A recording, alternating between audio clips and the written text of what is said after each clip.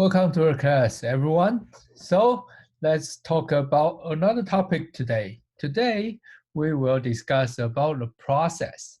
Actually, there's a couple topics we will talk about the process in this semester, in this course.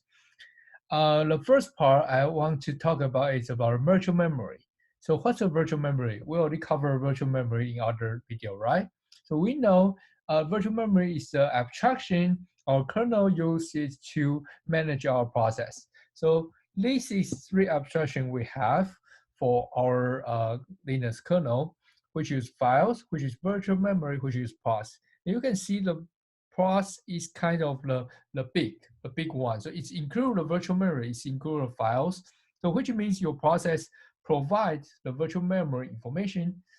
For each process, you have the virtual memory for the process. Also, you have like a file descriptor table for this process to deal with the file. So this is how your kernel manage each process, each of your running program in the system. So what's a virtual memory look like in a process? Let's see this picture. So this picture shows the details of the virtual memory in one process. Remember, this is virtual memory, so it's actually stored on your disk. Okay, so when you need this program to be run, it's load the data from the disk to here. And there's a couple parts like in this virtual memory. The first part is something for your kernel. So your kernel needs some information to deal with the process. For example, your process ID, you need a process ID, right? How to get process ID? Your kernel probably can get some information from here. And another part is we covered before this one, argument, right? So do you remember when you have a main function, you have argc, argv, this stuff. So where's the argv? Actually, when you run a program, your kernel already put the argv into this area. Okay, so actually in this virtual memory, it's use some like a space to store this argv. And of course, there's another part called environment we will cover in other lecture. Okay, so this is this area. And how about the source code? You have a program and you want to run this program, and program is just like a couple instructions. So this is not magic. When you run a program in a process, you need this source code information, right? So your source code will be put here, which is called task. So each line of your source code, your instructions, the machine code will be stored in a process. So when you run this program, it will based on the address of each instructions to figure out, your kernel will figure out which line it want to execute, want to like load. So when you run this code, it will get the information from here to your physical memory, to your registers, and run the program. Okay, so this is the source code. So actual source code is inside the process. Okay, and another part is that, okay, so how about your global variable? So there's a couple variable we have. First one is global variable, global, and static, and local. Okay, so there's a couple different variable we can have when you write a program. So the global and static variable should belong to this part, data. So let's uninitialized data part and initialized data part.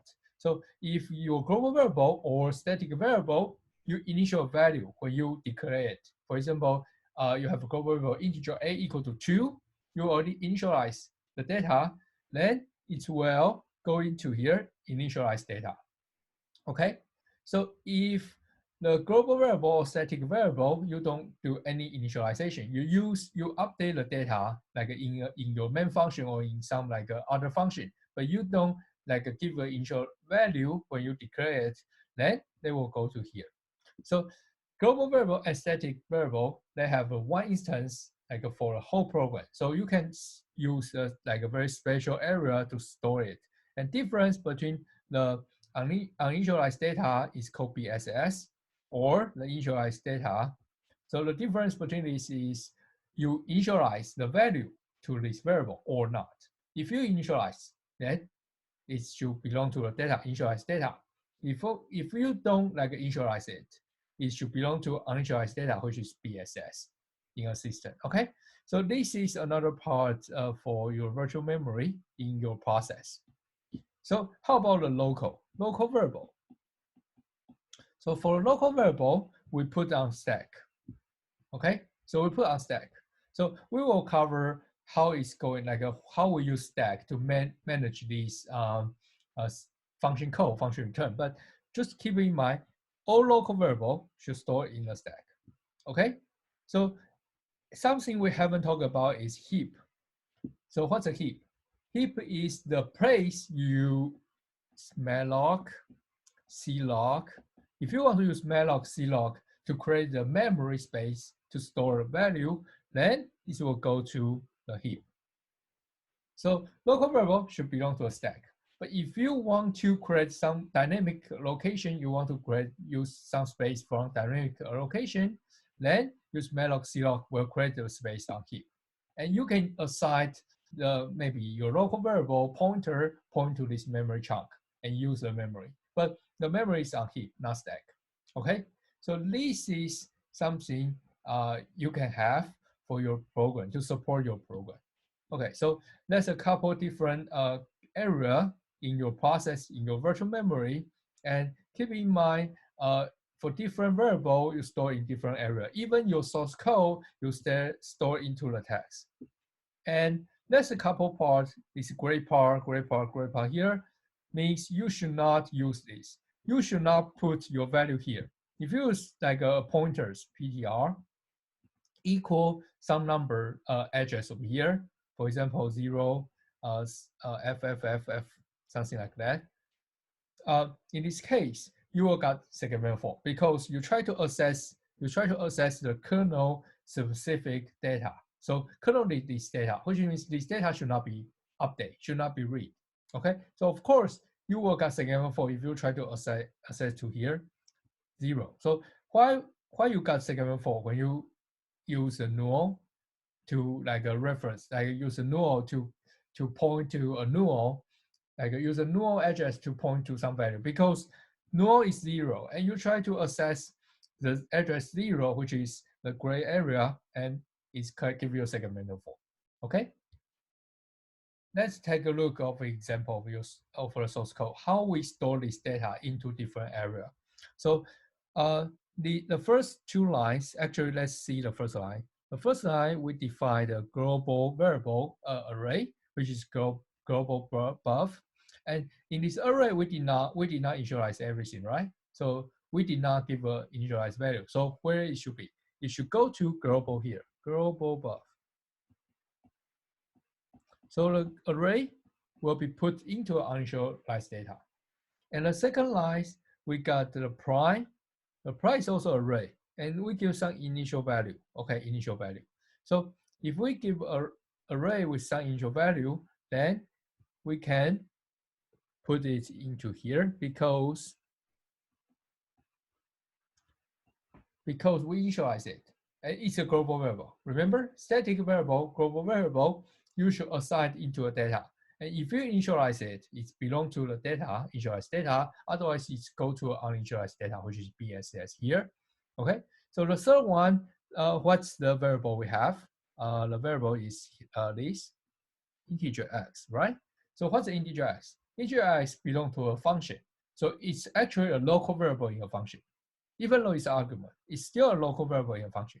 If it's a local variable, then it's go to here, x.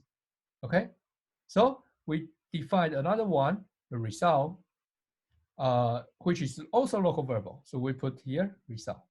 So the result is on stack, x is on stack. Okay, then the next variable, we can see the value here. Again, the arguments is local variable. So we put value here. And we have an integer x here, integer t here. So the t is local variable too. So actually you can see a lot of stuff, they are local variable. Then let's look at the arguments stuff. So we know the argument, this argument belong to the special area, this part.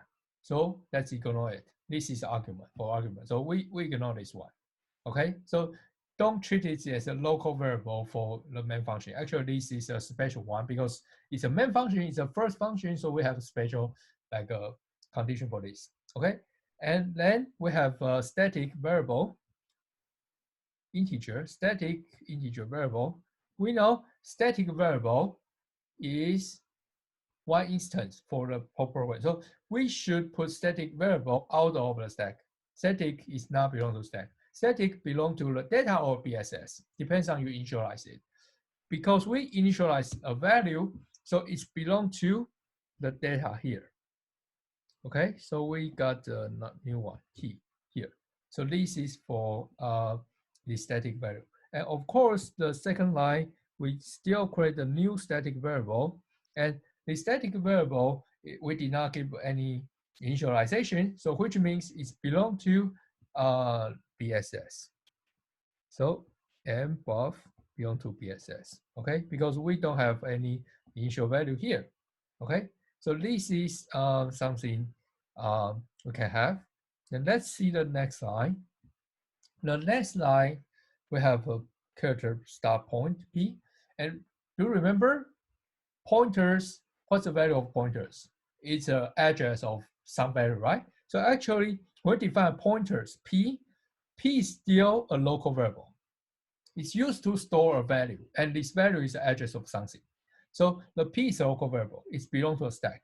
And right now, we use malloc here. So we create the memory. We create the memory and use the P point to this memory. So what's the data for P for this one?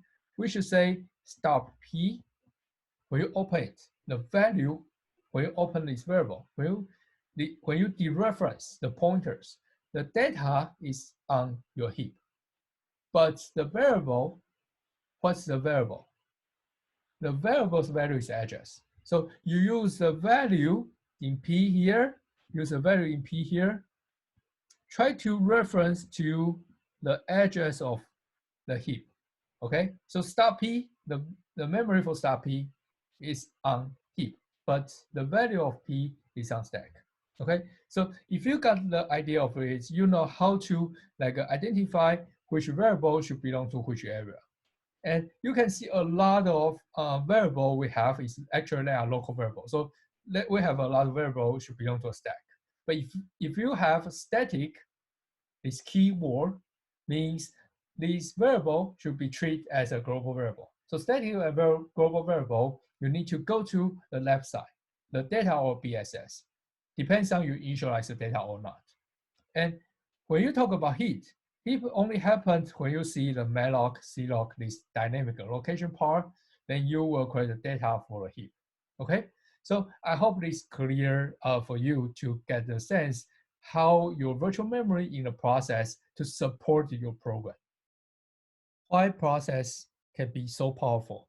Because our kernel put a lot of information into each process. And inside a process, there's a virtual memory to support it, which means each process can store a lot of information into this virtual memory belong to the process itself, right? So why it's so powerful? Because there's a lot of enough information to support it. And there's a text, there's a program, like a code inside a process. There's a variable values, global variable, static variable, local variable values inside the process. You can use dynamic allocation to get the memory from heap in the process. There's some informations your kernel needs. For example, your process ID or some like a file descriptor table information. This kind of information needs by the process. So there's a lot of information in your process, and I hope you can get the sense of like what this look like in this video. Okay, so I hope you enjoyed today's video. See you next time. The process virtual memory is awesome.